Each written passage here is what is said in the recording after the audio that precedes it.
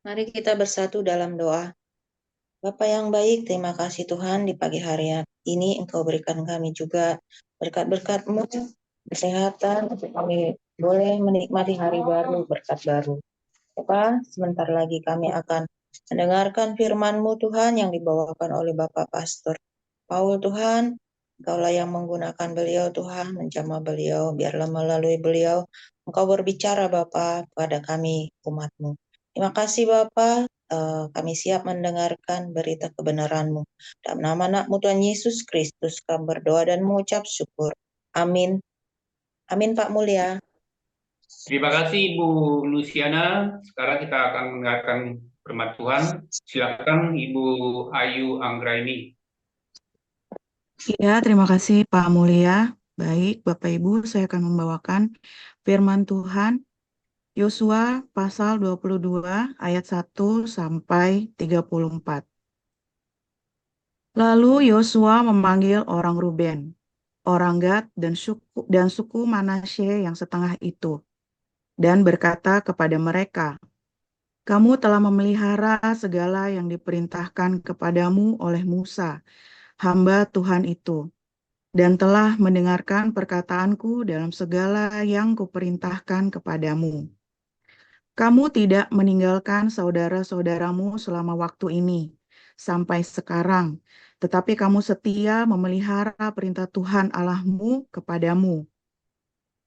Tetapi sekarang Tuhan Allahmu telah mengaruniakan keamanan kepada saudara-saudaramu seperti yang dijanjikannya kepada mereka. Oleh sebab itu, pulanglah ke kemahmu, ke tanah milikmu, yang telah diberikan kepadamu oleh Musa, hamba Tuhan itu, di seberang Yordan.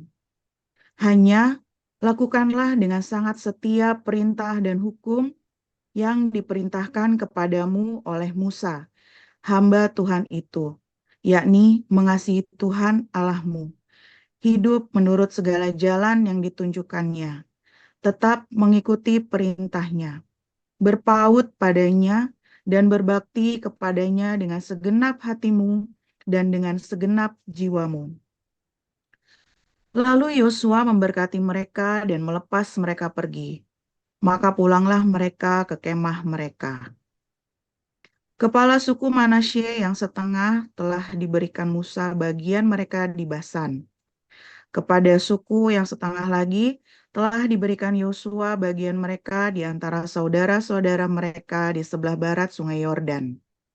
Lagipun, ketika Yosua melepas mereka pergi ke kemah mereka setelah memberkati mereka, maka ia berkata kepada mereka demikian, "Pulanglah ke kemahmu dengan kekayaan yang banyak dan dengan sangat banyak ternak, dengan perak, emas, tembaga, besi, dan dengan pakaian yang sangat banyak. Bagilah dengan saudara-saudaramu jarahan yang dari musuhmu itu." Maka pulanglah Bani Ruben, Bani Gad, dan suku Manasye yang setengah itu. Dan mereka pergi meninggalkan orang Israel keluar dari Silo di tanah Kanaan untuk pergi ke tanah Gilead, tanah milik mereka yang didiami mereka sesuai dengan titah Tuhan dengan perantaraan Musa. Ketika mereka sampai ke Gelilot pada sungai Yordan yang di tanah Kanaan, maka Bani Ruben, Bani Gad, dan suku Manasye yang setengah itu mendirikan mezbah di sana di tepi sungai Yordan, mezbah yang besar bangunannya. Lalu terdengarlah oleh orang Israel itu cakap orang, "Telah didirikan mezbah oleh orang Bani Ruben, Bani Gad, dan suku Manasye yang setengah itu. Mezbah menghadap ke tanah Kanaan di Gelilot pada sungai Yordan di sebelah wilayah orang Israel." Ketika hal itu terdengar oleh orang Israel, berkumpullah segenap umat Israel di Silo untuk maju memerangi mereka. Kemudian orang Israel mengutus kepada Bani Ruben, kepada Bani Gad, dan kepada suku Manasye yang setengah itu ke tanah Gilead, Imam Pinehas bin Eleazar, dan bersama-sama dengan dia 10 pemimpin, yakni seorang pemimpin kaum keluarga sebagai wakil tiap-tiap suku Israel. Masing-masing mereka itu kepala kaum keluarganya di antara kaum-kaum orang Israel. Setelah mereka sampai kepada Bani Ruben, kepada Bani Gad, dan kepada suku Manasye yang setengah itu di tanah Gilead, berkatalah mereka kepada orang-orang itu demikian. Beginilah kata segenap umat Tuhan. Apa macam perbuatanmu yang tidak setia ini terhadap Allah Israel, dengan sekarang berbalik daripada Tuhan dan mendirikan mezbah bagimu, dengan demikian memberontak terhadap Tuhan pada hari ini? Belum cukupkah bagi kita noda di Peor itu, yang daripadanya kita belum mentahirkan diri sampai hari ini, dan yang menyebabkan umat Tuhan kena tulah? Sehingga kamu berbalik pula sekarang ini membelakangi Tuhan. Jika kamu hari ini memberontak terhadap Tuhan, maka besok Ia akan murka kepada segenap umat Israel. Akan tetapi, jika sekiranya tanah milikmu itu najis, marilah menyeberang ke tanah milik Tuhan, tempat kedudukan kemah suci Tuhan, dan menetaplah di tengah-tengah kami. Tetapi janganlah memberontak terhadap Tuhan, dan janganlah memberontak terhadap kami, dengan mendirikan mezbah bagimu sendiri, selain dari mezbah Tuhan Allah kita. Ketika Akan bin Zerah berubah setia dengan mengambil barang-barang yang dikhususkan, bukankah segenap umat Israel kena murka? Bukan orang itu saja yang mati karena dosanya. Lalu jawab Bani Ruben, Bani Gad, dan suku Manasye yang setengah itu, katanya kepada para kepala kaum-kaum orang Israel, Allah segala Allah, Tuhan, Allah segala Allah, Tuhan, Dialah yang mengetahui, dan patutlah orang Israel mengetahuinya juga. Jika sekiranya hal ini menjadi dengan maksud memberontak atau dengan maksud berubah setia terhadap Tuhan, biarlah jangan Tuhan selamatkan kami pada hari ini. Jika sekiranya kami mendirikan mezbah untuk berbalik daripada Tuhan, untuk mempersembahkan korban bakaran dan korban sajian di atasnya, serta korban keselamatan di atasnya, biarlah Tuhan sendiri yang menuntut balas terhadap kami. Tetapi sesungguhnya kami telah melakukannya karena cemas. Di kemudian hari anak-anak kamu mungkin berkata kepada anak-anak kami demikian, apakah sangkut pautmu dengan Tuhan Allah Israel? Bukankah Tuhan telah menentukan sungai Yordan sebagai batas antara kami dan kamu, hai orang Bani Ruben dan Bani Gad? Kamu tidak mempunyai bagian akan Tuhan. Demikianlah mungkin anak-anak kamu membuat anak-anak kami berhenti daripada takut akan Tuhan. Sebab itu kata kami, biarlah kita mendirikan mezbah itu bagi kita. Bukanlah untuk korban bakaran dan bukanlah untuk korban sembelihan. Tetapi supaya mezbah itu menjadi saksi antara kami dan kamu dan antara keturunan kita kemudian, bahwa kami tetap beribadah kepada Tuhan di hadapannya dengan korban bakaran, korban sembelihan, dan korban keselamatan kami. Jadi tidaklah mungkin anak-anak kamu di kemudian hari berkata kepada anak-anak kami, kamu tidak mempunyai bagian pada Tuhan. Lagi kata kami, apabila di kemudian hari demikian dikatakan mereka kepada kita dan kepada keturunan kita, maka kita akan berkata, tengoklah bangunan tiruan mezbah Tuhan itu, yang telah dibuat oleh nenek moyang kami, bukan untuk korban bakaran dan bukan untuk korban sembelihan, tetapi mezbah itu menjadi saksi antara kami dan kamu. Jauhlah daripada kami untuk memberontak terhadap Tuhan, dan untuk berbalik daripada Tuhan pada hari ini dengan mendirikan mezbah untuk korban bakaran, korban sajian, atau korban sembelihan. Mezbah yang bukan mezbah Tuhan, Allah kita, yang ada di depan kemah sucinya. Setelah Imam Pinehas dan para pemimpin umat, serta para kepala kaum-kaum Israel yang bersama-sama dengan dia, mendengar perkataan yang dikatakan oleh Bani Ruben, Bani Gad, dan Bani Manasye itu, maka mereka menganggap hal itu baik. Kemudian berkatalah Imam Pinehas bin Eleazar kepada Bani Ruben, Bani Gad, dan Bani Manasye, "Sekarang tahulah kami bahwa Tuhan ada di tengah-tengah kita, sebab tidaklah kamu berubah setia terhadap Tuhan. Dengan demikian, kamu telah melepaskan orang Israel dari hukuman Tuhan." Sesudah itu, Imam Pinehas bin Eleazar serta para pemimpin itu meninggalkan Bani Ruben dan Bani Gad di tanah Gilead, pulang ke Kanaan kepada orang Israel. Lalu disampaikanlah berita itu kepada mereka. Hal itu dipandang baik oleh orang Israel, sehingga orang Israel memuji Allah dan tidak lagi berkata hendak maju memerangi mereka untuk memusnahkan negeri yang didiami Bani Ruben dan Bani Gad itu. Dan Bani Ruben dan Bani Gad menamai mezbah itu saksi, karena inilah saksi antara kita bahwa Tuhan itulah Allah. Amin. Demikian firman Tuhan. Terima kasih Bu Ayu Anggraini. Bacaan selanjutnya dipersilakan untuk Ibu Rosena Baban. Baik. 1 Korintus 3 ayat 1 sampai 23. Dan aku, saudara-saudara, pada waktu itu tidak dapat berbicara dengan kamu seperti dengan manusia rohani, tetapi hanya dengan manusia duniawi yang belum dewasa dalam Kristus.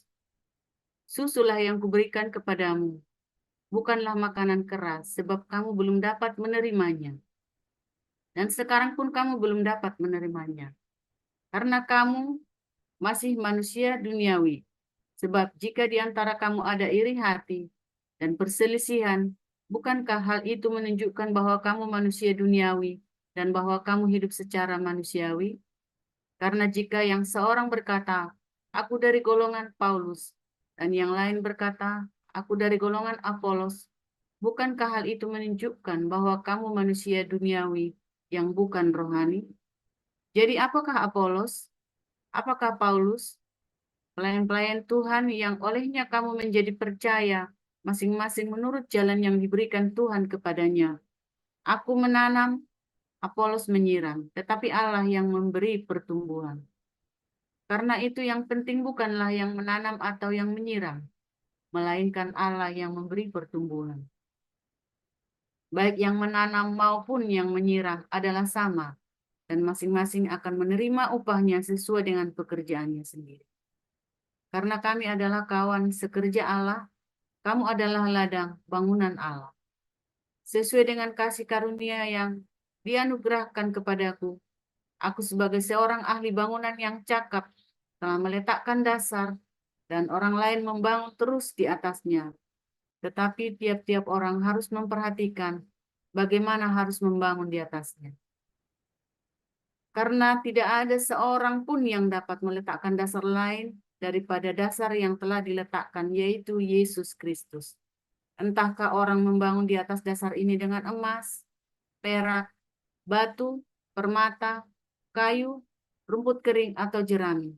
Sekali-kali kelak pekerjaan masing-masing orang akan nampak. Karena hari Tuhan akan menyatakannya, sebab ia akan nampak dengan api, dan bagaimana pekerjaan masing-masing orang akan diuji oleh api itu. Jika pekerjaan yang dibangun seorang tahan uji, ia akan mendapat upah. Jika pekerjaannya terbakar, ia akan menderita kerugian. Tetapi ia sendiri akan diselamatkan, tetapi seperti dari dalam api. Tidak tahukah kamu bahwa kamu adalah bait Allah, dan bahwa roh Allah diam di dalam kamu? Jika ada orang yang membinasakan bait Allah, maka Allah akan membinasakan dia.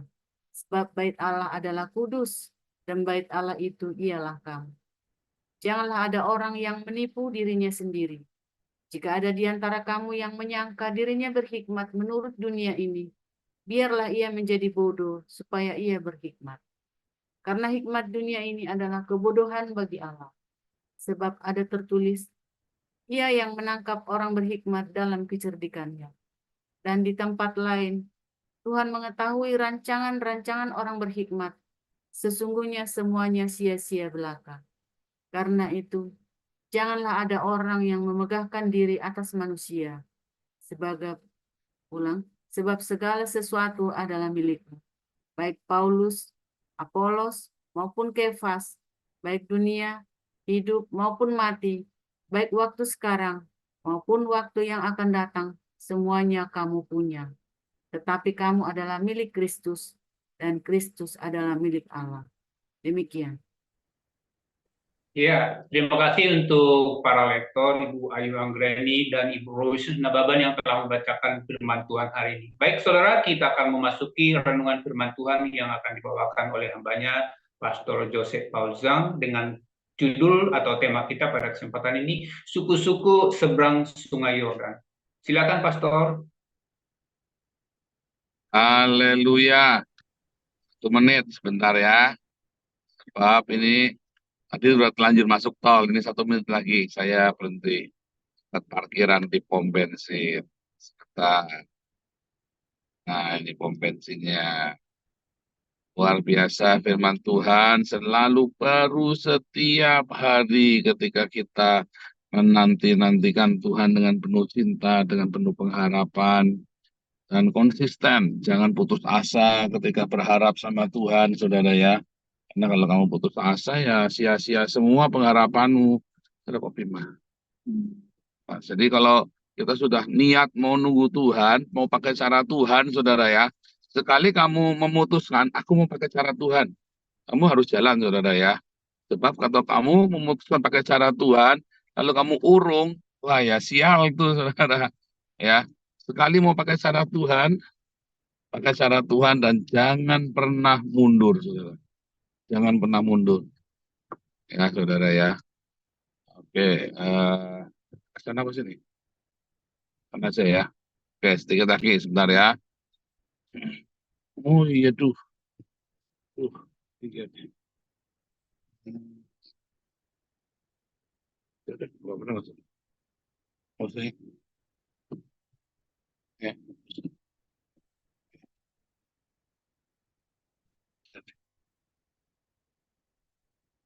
Maksudnya.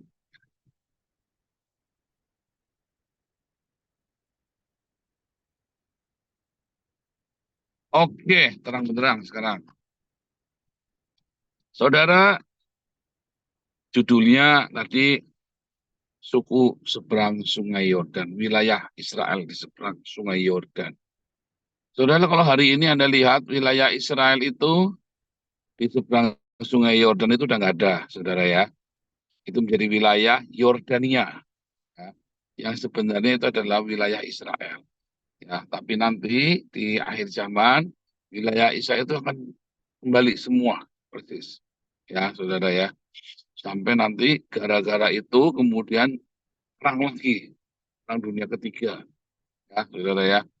Itu yang di Harmagedon itu karena Israel dianggap serakah, ya. Padahal Israel hanya mengambil apa yang menjadi miliknya, saudara ya. Israel hanya mengambil apa yang menjadi haknya dia di masa lalu, ya, saudara ya. Nah, sebetulnya yang dilakukan Israel sekarang ini ya adalah upaya-upaya untuk mengembalikan sesuai dengan nubuatan itu dan mereka merasa itu adalah punya nenek moyangnya. Tetapi dunia nampaknya sudah di-framing, ya. Sebetulnya ketidakadilan itu tidak pernah ada di dunia ini, saudara ya. Tidak pernah ada ketidakadilan. Siapa yang bisa menguasai, memanipulasi hati rakyat, itulah keadilan. Itulah keadilan, saudara ya. Siapa yang bisa memanipulasi, bisa memikat hati rakyat, ya. Saya dulu ya, saudara, ini contoh ya. Saya dulu ketua senat mahasiswa, saudara ya. Terus saya punya program-program yang sangat baik. Tentu saja kata saya baik. Kenapa? Bayangkan, saudara ya. Kita ada kelompok belajar, kita ada grup-grup beasiswa, kita ada grup-grup untuk membantu teman-teman kos, teman-teman kuliah yang tidak bisa bayar kos. Waktu itu ya, sampai kita memperkenalkan program asrama, program segala macam, saudara. Tapi nampaknya program itu tidak, itu programnya baik ya. Tetapi mahasiswa nggak tertarik, saudara. Mahasiswa lebih tertarik dengan kita bikin acara, clubbing, dugem, dan segala macam itu ya. Bikin baju kaos angkatan yang harganya mahal. Dan segala macam acara-acara ya yang yang ya pokoknya menurut saya nggak berguna, saudara. Bahkan kalau kita bikin studi tour segala macam, kita perginya ke Bali, cuman main, padahal namanya studi tour, tapi perginya ke Bali, saudara. Nggak tahu belajar apa dari sana, pokoknya cuman mau main saja. Nah, program yang kita buat adalah program yang baik, tapi program itu tidak sukses. Dan di situ saya belajar, saudara ya. Di situ saya terbingung-bingung, saya tidak bisa menerima, tapi di situ saya belajar. Ternyata siapa yang bisa memanipulasi hati rakyat, itulah yang dianggap baik. Bukan karena kamu orang baik, bukan karena kamu programmu pekerjaan baik, tetapi karena kamu bisa memenangkan hati rakyat. Itulah sebabnya kalau Anda lihat di zaman para raja-raja Israel dan bahkan Herodes sendiri, dia berusaha menyenangkan hati rakyat. Bukan menyenangkan hati Tuhan, dari Raja Saul sampai Herodes. Mereka berusaha menyenangkan hati rakyat supaya rakyat senang sama dia, saudara. Karena siapa yang bisa memanipulasi hati rakyat, kebenaran itu tidak perlu lagi. Yang penting bisa memanipulasi. Sama seperti dengan perang Israel dengan Hamas ini, saudara ya. Anda lihat perang media di Indonesia itu, media itu gila semua ya. Sampai saya itu mau ngelihat gemeremet, tapi gila ya Indonesia ya. Dibohongi saking tololnya ya, saudara ya. Orang-orang Indonesia ini ya. Mudah dibohongi oleh media, Tribun, TV One, Metro TV, dan sebagainya macam ya, saudara ya. Tapi itulah yang terjadi, saudara. Itulah yang terjadi, bahwa pada kenyataannya orang itu suka ditipu, suka dikibulin. Coba kalau Anda beli apa namanya, suku cadang mobil atau ya, Anda pasti cari yang kemasannya bagus, saudara. Tapi kalau Anda lihat sebenarnya barang-barang yang berkualitas itu kemasannya cuma plastik biasa saja. Kadang-kadang tidak berjanji pakai kertas coklat kalau zaman dulu ya. Tapi yang OEM itu ya, original equipment machine itu ya, OEM itu biasanya bungkusnya cuma kertas coklat. Tetapi kemudian produksinya masuk dengan kemasan yang sangat menarik, saudara ya. Kelihatannya mantap, meyakinkan kemasannya itu. Laku, saudara ya. Baru dipakai 1 bulan protol semua, saudara ya, zaman itu ya. Kalau sekarang produksinya bagus. Tetapi masyarakat itu beli kemasan. Banyak orang itu suka beli kemasan, saudara. Ya, sehingga apa, saudara, mudah dimanipulasi. Itu trik marketing yang paling gampang banget, saudara ya. Itu trik marketing yang paling rendah tapi paling efektif. Saya menjual kemasan dan propaganda, ya, saudara ya. Dan itu selalu sukses. Bahkan diulang berkali-kali, orang tetap aja ketipu, saudara. Diulang berkali-kali, masih aja ketipu lagi. Ya, trik propaganda dengan itu tadi ya, kemasan yang bagus, ya, saudara ya. Aneh ya, saudara ya. Ya, memang begitu. Orang itu suka dengan kemasan. Mereka tidak berpikir dalamnya kualitasnya itu seperti apa. Saudara, ketika orang-orang punya iman dengan kemasan yang baik, baju parlente, mobil mewah, parfum yang wangi, baru jarak masuk dari gerbang gereja saja ya, parfumnya udah kecium, itu kemasan. Dan orang suka dengan itu, saudara. Itulah sebabnya saya selalu tampil dengan kaos hitam kalau siang, saudara ya. Dan saya selalu memamerkan ini bajunya bekas tuh ya, saya beli baju bekas, ini ya. Saudara, saya sedang meruntuhkan image bahwa kemasan itu nomor 1, saudara. Dan saya tidak ingin dicap dengan kemasan. Banyak orang ya karena parfum atau baju yang parlente, klimis segala macam, lalu orang itu berasa hadiratnya sampai kejang-kejang. Bukan hadirat Tuhan, tapi hadiratnya dia, saudara. Hadiratnya dia. Dan banyak orang tertipu dengan propaganda dari hamba-hamba Tuhan ini. Ingat, kemasan itu mengerikan, saudara. Makanya Tuhan Yesus bolak-balik mengajarkan dari buahnya lah kita tahu pengajaran. Lalu ada orang-orang yang punya pengajaran yang berbeda-beda, satu sama lain merasa paling benar, satu sama lain merasa paling hebat, paling menguasai. Ya, Tritunggal, Oneness, apalagi itu Unitarian, nanti ada lagi Marcionism, ya. Wah, pengajaran yang aneh-aneh yang Anda aja nggak pernah dengar itu, saudara. tetapi itu ada semua. Dan pengajaran-pengajaran itu benarkah, salahkah, sesatkah?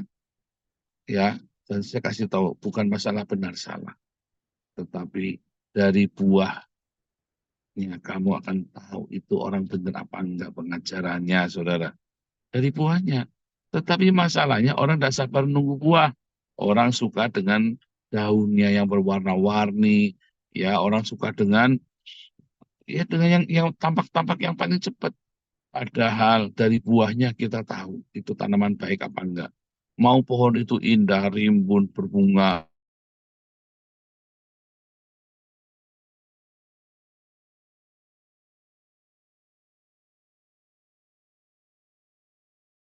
masing-masing merasa dirinya paling benar.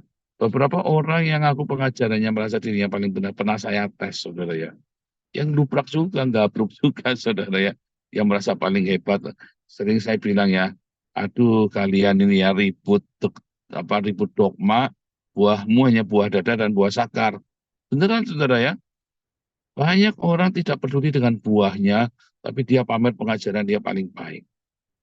Dan itu adalah bahaya bagi tubuh Kristus. Makanya Anda lihat ya, YouTuber-YouTuber Indonesia yang Kristen itu nggak bisa bersatu. Masing-masing merasa ajarannya paling baik. Masing-masing menganggap yang lain itu sesat.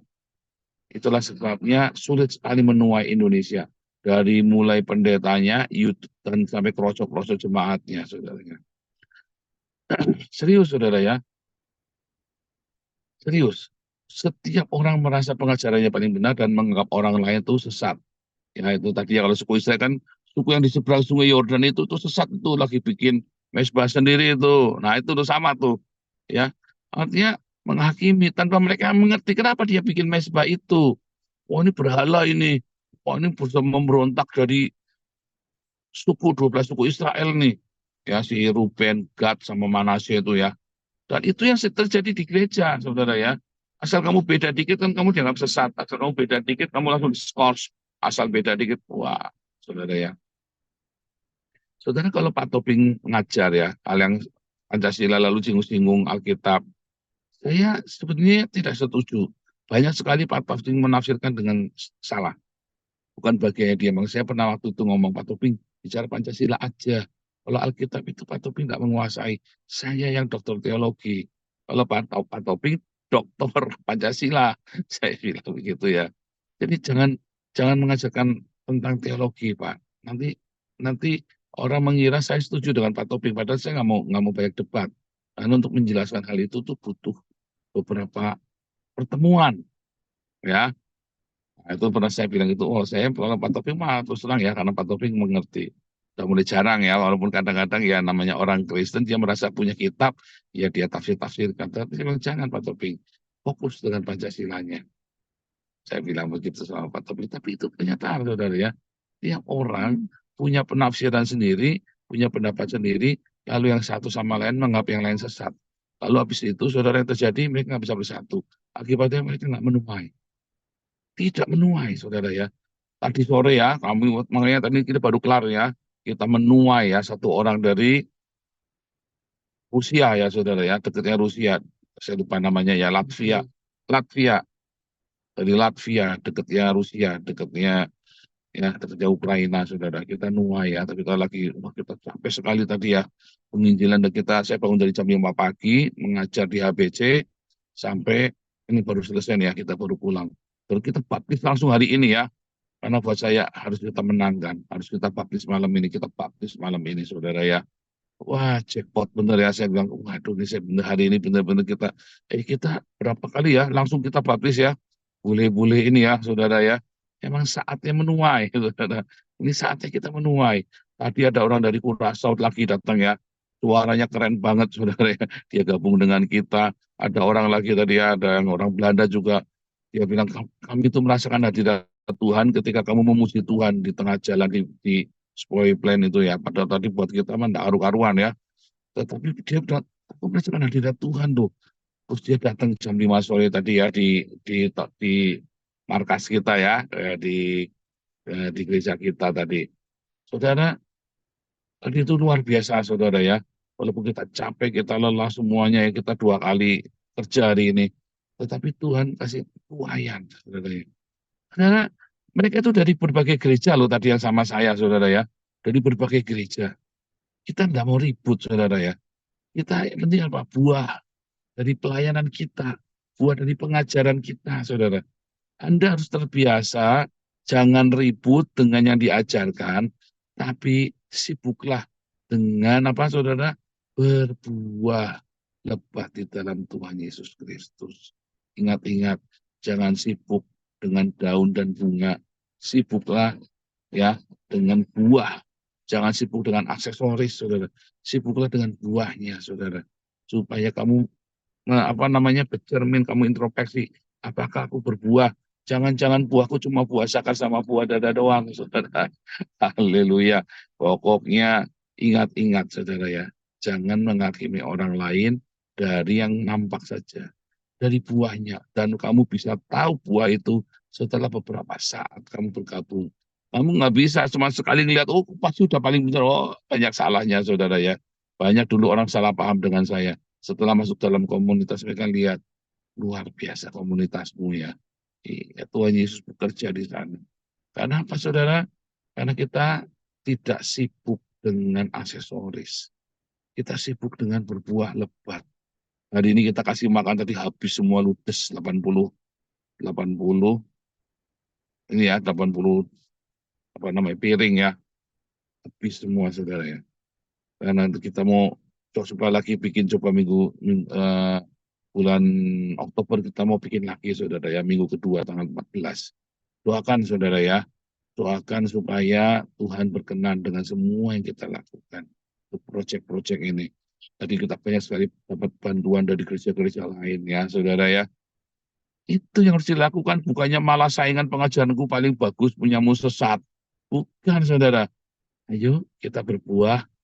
Aku bisa bantu apa? Itu yang paling penting, saudara. Aku bisa bantu apa? Bukan masalah sok-sokan kita paling hebat, bukan. Aku bisa bantu apa? Saya kalau ada orang berbeda doktrin dengan saya tetap bisa bantu mereka, saya tetap bisa berkontribusi, saudara.